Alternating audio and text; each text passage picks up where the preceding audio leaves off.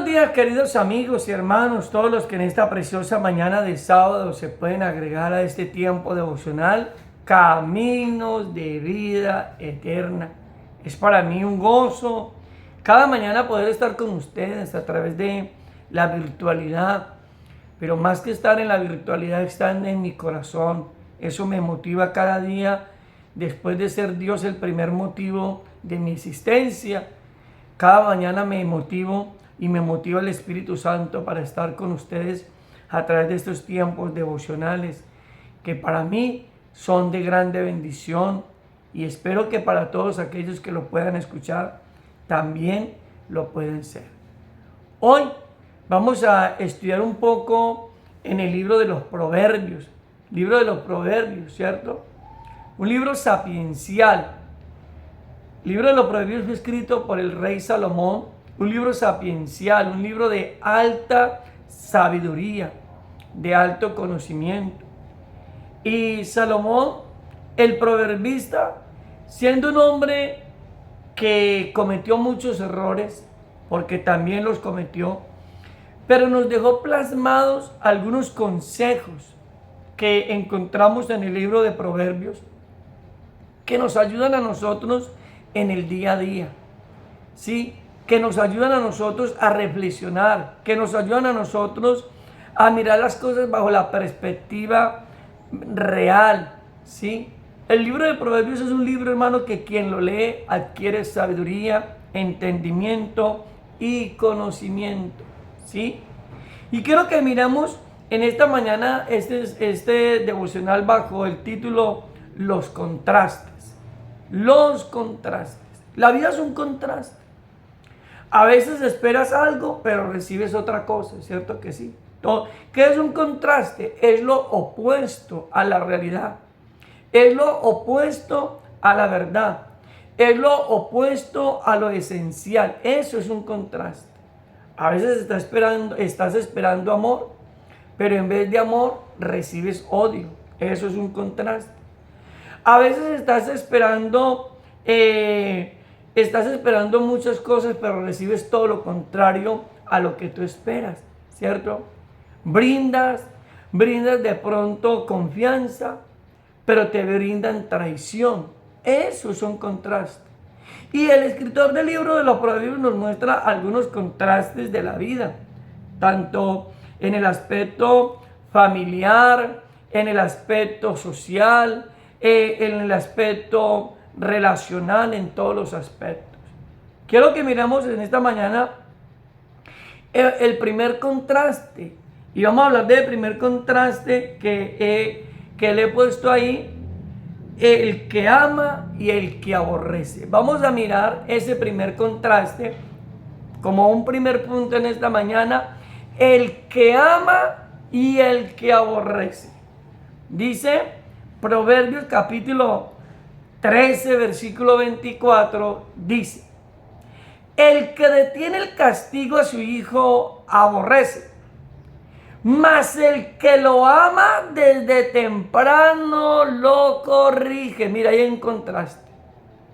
Ahí encontramos un contraste. El que ama realmente a su hijo desde temprana edad lo corrige, pero el que lo aborrece no lo corrige, ¿cierto? No corrige. A veces nosotros decimos que amamos nuestros hijos, y a veces creemos que amar nuestros hijos es no llamarles la atención en los momentos cuando ellos requieren que nosotros le llamemos la atención. Hace mucho tiempo prediqué yo un mensaje en algún lugar que titulé Padres que conducen a sus hijos al infierno. Ese fue el mensaje que compartí en algún lugar, en alguna ocasión. Y eso levantó polvo. Tanto levantó polvo que en el lugar donde se estaba predicando ese mensaje se levantó una mujer y se fue en el momento de la predicación, porque se sintió confrontada por la palabra y no aguantó el sermón y se fue. Nunca jamás volvió, ¿cierto? Nunca jamás volvió, porque es que la palabra de Dios nos confronta. Y hoy yo quiero decirle que el padre que ama a su hijo, por eso hemos titulado este primer contraste, el que ama y el que aborrece. ¿En dónde se considera usted o en dónde nos consideramos nosotros estar en esta mañana? ¿En los que amamos a nuestros hijos o en los que los aborrecemos? A veces hay padres que son permisivos y que creen que su permisividad es una manifestación de amor para sus hijos. Error, error, error. Ser permisivos con nuestros hijos no es demostrarle que nosotros los amamos. Permitirle a nuestros hijos que hagan lo que quieran en nuestra casa, eso no es amor. Eso es no amarlos, eso es aborrecerlos. Hay padres que son los culpables de la desgracia de sus hijos, porque nunca los corrigieron, porque nunca les hicieron un llamado de atención, nunca los corrigieron. Y ahora, escúchenme lo que voy a decir hoy, y ahora quieren corregir a sus hijos, pero ya no pueden, porque cuando tuvieron la oportunidad de corregirlos, cuando tuvimos la oportunidad de llamarles la atención, nunca lo hicimos. Es más, hay padres donde la madre le quitó el poder y la autoridad a su esposo de corregir a sus hijos, y hoy en día tienen que llorar. Hoy en día lloran. ¿Y sabe por qué lloran? Porque nunca le permitieron a ese esposo corregir a sus hijos. Yo tengo en conocimiento de una mujer que en Risaralda, que no le permitía a su esposo corregir a sus hijos. No le permitía, porque no, ella decía que no le fuera a tocar a los muchachos.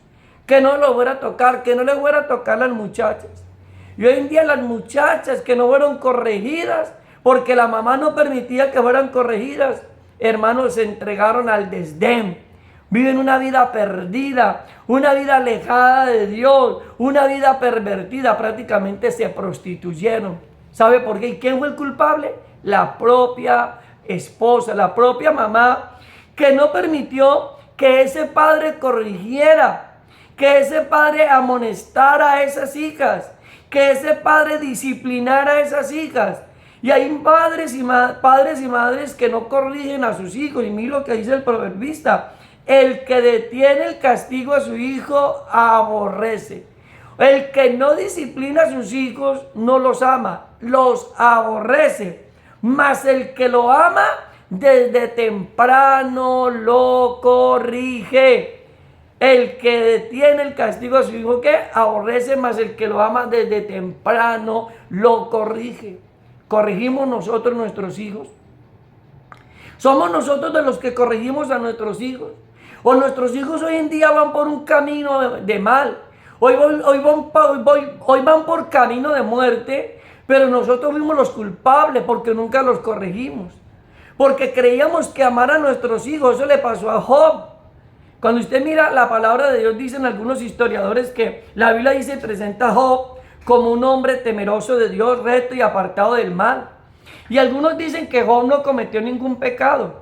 Pero cuando usted mira la historia de Job, la Biblia dice que Job fue un hombre permisivo con sus hijos y por eso murieron todos sus hijos. ¿Por qué? Porque Job fue un hombre permisivo con sus hijos. Dice la Biblia, vaya a leer el capítulo 1 de Job, no lo vamos a hacer en esta mañana, pero usted lee el capítulo 1 de Job, dice que los hijos de Job se levantaban, iban y hacían banquetes día a día. ¿Y sabe qué hacía Job? Lo único que Job sabía hacer era orar por ellos.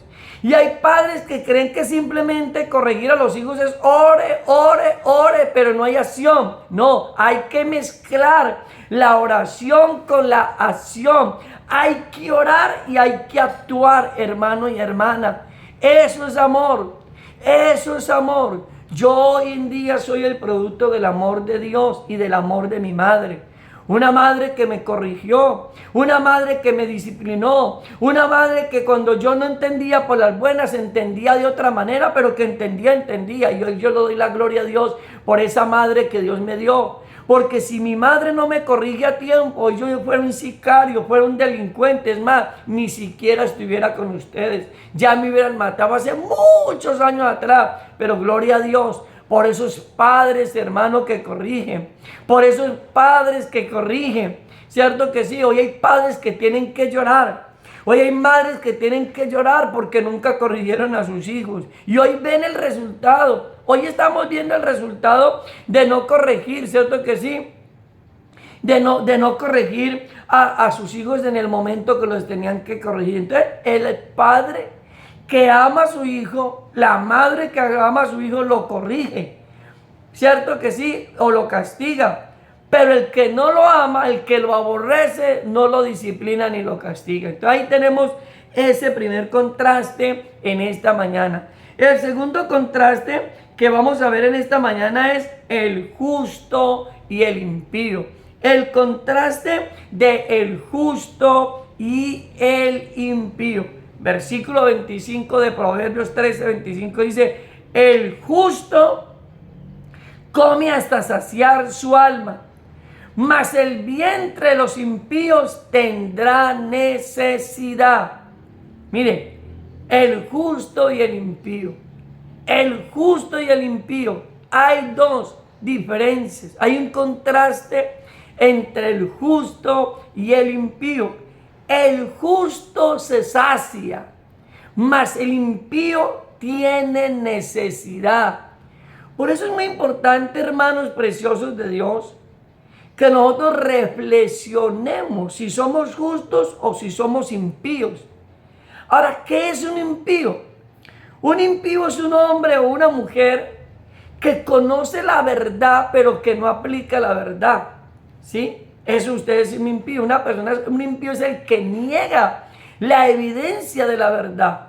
A ver, creemos que el impío es el que no conoce a Dios. No, el impío es el que conoce las Sagradas Escrituras, conoce lo que la Biblia enseña, pero a veces hacemos todo lo contrario a lo que la palabra de Dios enseña. Dice, el justo se sacia, pero el impío tiene necesidad. Entonces yo reflexionaba un poco en esta palabra y yo digo, bueno, ¿por qué muchas veces decimos que somos justos, pero vivimos, hermanos, llenos de necesidades? Cuando la palabra del Señor dice ampliamente, la palabra del Señor dice que los leones tienen hambre, pero que los que esperan en Jehová no tendrán bien de ninguna cosa. La palabra de Dios dice que Dios nos ha colocado a nosotros como cabeza y no como cola.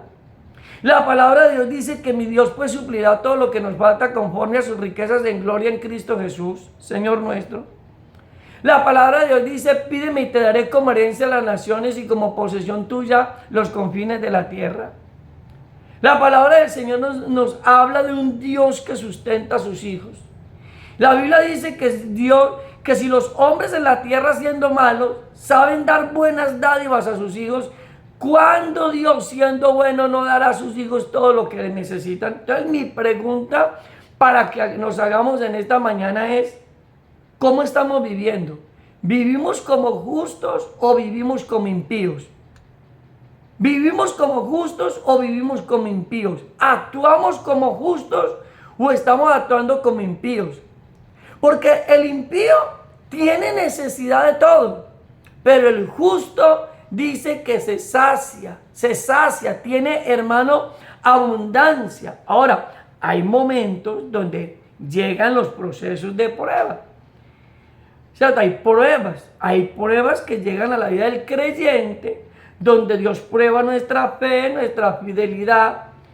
Pero si usted dice que lleva 5 o 6 años en la misma prueba, que a difícil penas, hermano, a veces podemos tener lo que requerimos y lo que necesitamos, yo tengo que decir, bueno, Señor, yo estoy actuando como justo, estoy viviendo como justo o estoy viviendo como impío. ¿Qué es lo que yo estoy haciendo que detiene la bendición? ¿Sabe que la palabra del Señor dice, hermanos y hermanas y amigos, en el libro de Isaías, capítulo 59, versículo 1 y 2, dice la palabra que porque no se ha grabado el oído de Dios para oír, ni sus manos están inhabilitadas para ayudarnos. Pero dice, pero nuestros pecados y nuestras iniquidades han hecho división entre vosotros y nuestro Dios. Usted puede clamar, usted y yo podemos orar. Yo puedo orar y usted puede orar. Pero si su oración no va conjunta a una relación con Dios, una vida, hermano, como Dios manda. Si nosotros oramos pero vivimos como impíos, si oramos y actuamos como impíos, vivimos como gente que no conoce a Dios, mentimos, robamos, engañamos, murmuramos, criticamos y una cantidad de cosas. Por eso es que la miseria viene. Por eso es que a veces, hermano, la pobreza viene. Hay gente, hermano, la Biblia dice que la maldición nunca viene sin causa. Eso dice la Escritura. La maldición no viene sin causa. Entonces, yo tengo que analizarme. Bueno, listo. Es un periodo de prueba.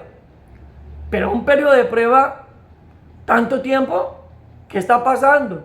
¿Qué es lo que yo estoy viviendo, Señor? Y sentarme y hacer un alto, porque la palabra de Dios no miente. La palabra de Dios dice que no falta nada a aquellos que confían en el Señor. Que, hermano, que comeremos hasta saciarnos, dice la palabra del Señor. Dice que tenemos abundante. Imagínense, dice el escritor, haciendo de pronto una hipérbole, dice la palabra del Salmo, dice que los leones tienen hambre, pero que los que esperan en Jehová no tendrán necesidad de ningún bien. Pero para que nosotros no tengamos necesidad de ningún bien, tenemos que vivir como justos, vivir como Dios manda, actuar como Dios manda. El justo come hasta saciar su alma, mas el vientre de los impíos tendrá necesidad. Son los impíos los que tienen que pasar necesidad. Son los hombres y mujeres, hermanos, que no tienen temor de Dios, los que tienen que vivir en la hambruna, hermano, y vivir en condiciones precarias. Sí, vuelvo y reitero, sí, vienen los procesos de prueba, sí, yo los he vivido, sí, pero yo no puedo decir, hermano, que vivo de prueba en prueba y todos los días en la misma condición. Yo tengo que pellizcarme. Yo he pasado por momentos de prueba. Yo también sé que es tener la nevera sin nada. Yo también sé que es eso. Pero si yo todos los días le dijera a usted que soy un hijo de Dios, que vivo en obediencia, pero que usted llega a mi casa y no encuentra nada que comer y que a toda hora vivimos, hermanos, sin una, y vivimos, yo tengo que pellizcarme. ¿Qué es lo que está pasando? ¿Qué es lo que está sucediendo? ¿Miente Dios?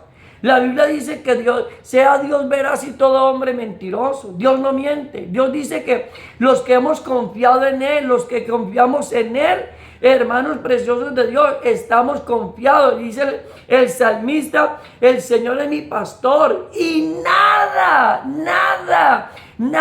me faltará. ¿Miente Dios? No, en ninguna manera. Pero usted y yo tenemos que dejarnos pastorear por Dios. Si usted quiere que Dios le provea lo que usted requiere y lo que necesita, déjese pastorear por Dios. Pero a veces somos rebeldes. A veces no queremos hacer lo que Dios nos manda hacer. Hay gente, hermano, y yo hace días siento en mi corazón y lo he venido sintiendo y vuelvo y lo digo. Hay gente que tiene sus bendiciones estancadas porque su espíritu de rebeldía no les permite. Porque son orgullosos, porque somos soberbios. Y mientras que usted y yo no quitemos esa soberbia y ese orgullo que está dentro de nosotros, hermanos preciosos de Dios, la bendición no va a llegar. Porque la Biblia dice que Dios resiste a los soberbios, pero que da gracia, favor a los humildes. Entonces, si usted es orgulloso y yo soy orgulloso y somos arrogantes y soberbios, ¿cómo Dios vamos a tener esa gracia para ser bendecidos por Dios? ¿No? ¿Cierto? Ahí encontramos ese segundo contraste. El justo y el impío. Veamos en esta mañana otro tercer contraste. Y vamos a hablar de la necia y la sabia. Ese es el tercer contraste que vamos a ver en esta mañana. La necia y la sabia. Versículo 1 del capítulo 14 del mismo Proverbios. Dice, la mujer sabia edifica su casa, mas la necia con su mano la destruye. ¿Cierto? La mujer sabia edifica la casa, mas la necia con sus manos la destruye. Aquí nos presenta un contraste también de la mujer sabia y la mujer necia. La mujer que es sabia, hermanas, la mujer que es sabia edifica su casa, Pero la mujer que es necia, en vez de edificarla, la destruye. ¿Qué estamos haciendo? ¿Qué estás haciendo como mujer? ¿Estás construyendo tu hogar o lo estás destruyendo? Hay mujeres, hermanas, que son sabias y saben construir su hogar. Son mujeres, hermanos, que hacen aplicativa la palabra de Dios para sus vidas. Honran a sus esposos, los respetan, velan por ellos, los cuidan, claman a Dios por ellos, ¿cierto que sí?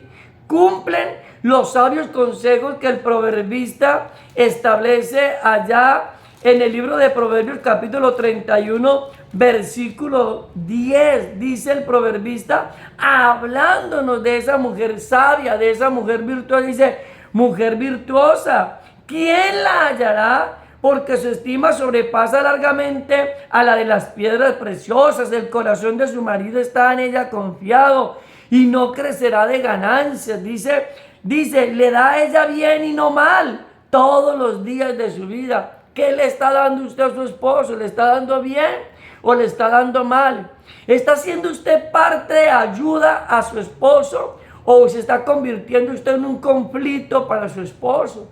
Porque hay mujeres que en vez de ser una ayuda idónea, se convierten en una ayuda errónea.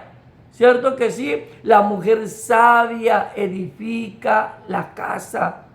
La necia con sus propias manos la destruye. Dice, busca lana y lino y con voluntad trabaja con su mano. Es como la nave de mercader. Trae su pan de lejos, se levanta aún de noche y da comida a su familia y raciona a sus criadas. La mujer sabia mantiene pendiente de su esposo. La mujer sabia le mantiene a su esposo los alimentos a la hora del día. La mujer sabia se preocupa por darle una buena cadena alimenticia a su esposo. La mujer sabia cuida a su esposo con la alimentación. La mujer sabia sabe que su esposo sale a la calle y ella se preocupa por tenerle a su esposo todo lo que él requiere, su ropa bien organizada, bien planchada, bien lavada. ¿Y sabe por qué muchos hogares se destruyen en el día a día? Porque hay mujeres que son necias. Hay mujeres que hoy en día encontramos hogares al borde del acabose. Y la pregunta es, ¿por qué? ¿Por qué? Porque hay hombres que son necios también, aunque aquí no estamos hablando de hombres, pero estamos hablando de la mujer, porque habla de la mujer, aunque se puede generalizar. Pero hay mujeres que no cumplen el rol en sus casas. Hay mujeres que no cumplen los roles que ellas tienen en sus casas. Hay roles que la mujer debe de cumplir en la casa. Y la Biblia dice que el hombre es conocido. Ese hombre donde está esa mujer sabia, dice el versículo 23 del Proverbio 39, dice, su marido es conocido en las puertas, cuando se sienta con los ancianos de la tierra. ¿Por qué es conocido? Porque es un hombre que sale bien organizado. Mire, cuando un hombre sale a la calle, hermanas y hermanas, hermanos y hermanas, un hombre sale a la calle con un pantalón arrugado que parece una pasa, con un vestido roto, una camisa rota, o con una camiseta o una camisa toda arrugada que parece una pasa. Hermano, eso demuestra qué clase de esposa es la que tiene, qué clase de mujer es la que tiene. ¿Está sabia o es necia? La mujer sabia edifica la casa, más la necia con sus manos, ¿qué? La destruye, ¿cierto? La mujer sabia ora constantemente por su esposo. La mujer sabia ora constantemente por su esposo. Vela y lo cuida. Lo cuida no solamente en el aspecto físico, lo cuida en el aspecto espiritual. Usted como mujer debe de orar por su esposo. Usted como esposa debe de orar por su esposo. Pero si la mujer es necia, nunca ora por su esposo. La mujer sabia todas las mañanas debe sacar un tiempo para clamar, para orar por su esposo, para que Dios lo guarde, para que Dios lo guarde de la mujer impía, para que Dios lo guarde de la mujer ajena, para que Dios lo guarde de los malos caminos, porque usted es una mujer que sabia, ¿cierto? Porque usted es una mujer sabia, prudente, una mujer que ama a su esposo. La mujer que ama a su esposo es sabia. La mujer que ama a su esposo es sabia. Y terminemos en esta mañana ya con el último contraste que quiero compartirles. Y vamos a hablar en esta mañana de el verdadero y el falso.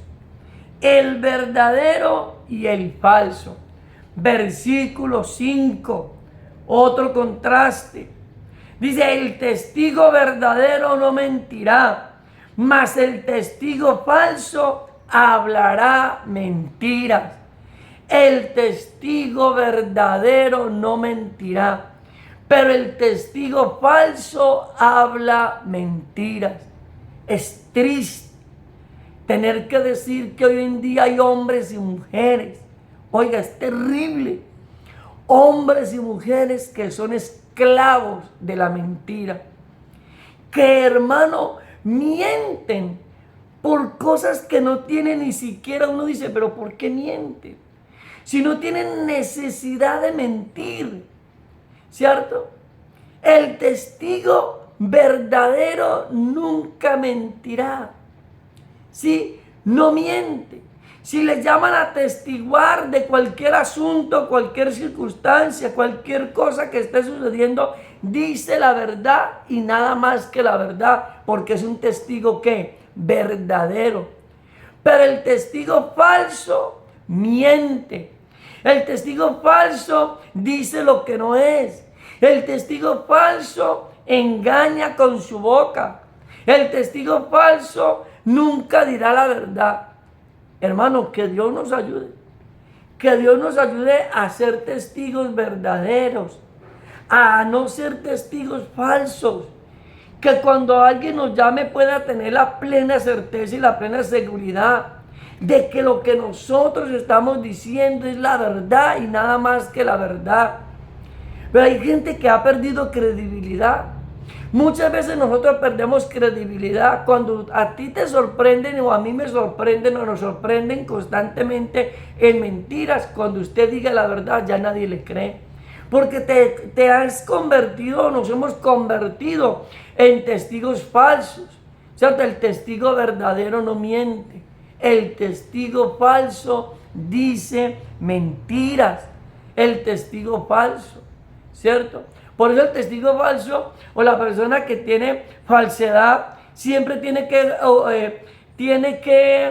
acudir al juramento o buscar una cantidad de metodología para poder que nos crean, ¿no? ¿No? ¿Sabe que cuando Jesús dice allá que no debemos de jurar, era porque en la cultura judía a veces para poder tener credibilidad de lo que estaban diciendo tenían que jurar? Y el Señor dijo, no, si usted y yo somos fidedignos en lo que estamos diciendo, si hay fidelidad en lo que usted está diciendo y en lo que usted está haciendo, usted y yo no tenemos que jurar por nada ni por nadie. ¿Por qué? Porque somos fidedignos, porque somos de alta confianza, porque no vamos a mentir, porque no vamos a decir nada que no sea la verdad. Mire, la verdad fue la que llevó a Jesús a morir a la cruz del Calvario. La verdad es la que nos hace libres, ¿cierto?